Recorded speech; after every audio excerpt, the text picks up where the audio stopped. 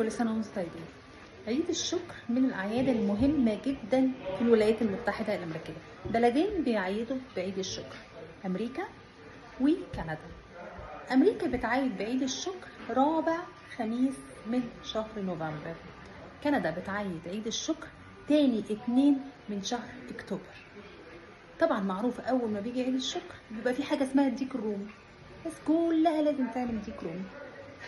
طبعا عشان احنا في الصيام مفيش ديك رومي واحنا ناس صايمين طبعا، بس طبعا بنتقاسم بره والاكل كله بيبقى سمك. تعالوا اوريكم بقى الناس الشيك بتعمل اكل ايه.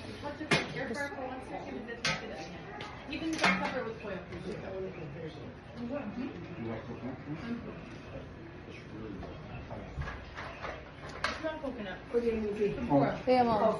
لا قولي. كنت انا بخطي ده في الاير فراي. هاتي ده. Yes, Habibi. Do you know what happened to the grill cleaner? It's not. Did you toss it? Yeah. You know what? Use it, forget it. اصحابنا بقى بيعزمونا، ربنا كده رازقني شويه اصحاب عسل حلوين قوي زي القمر، ودخلوني في العيله بتاعتهم. يعني هي بتعملها ثانكس جيفن، اسمه ثانكس جيفن على فكره، عيد الشكر. وطبعا في ان احنا بنشكر ربنا على كل العطايا. هو المفروض نشكر كل يوم طبعا، علشان مين الواد الحلو اللي فوق؟ جاستس. ربنا رزقني بصاحبه اسمها يوسي، مدخلاني في العيله بقى.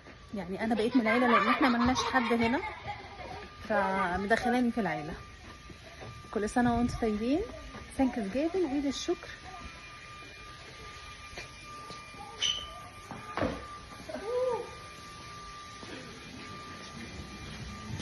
قول لي حاجه عشان عيد الشكر. هابي ثانكس جيفن. اكبر طفل ده طفلي الكبير.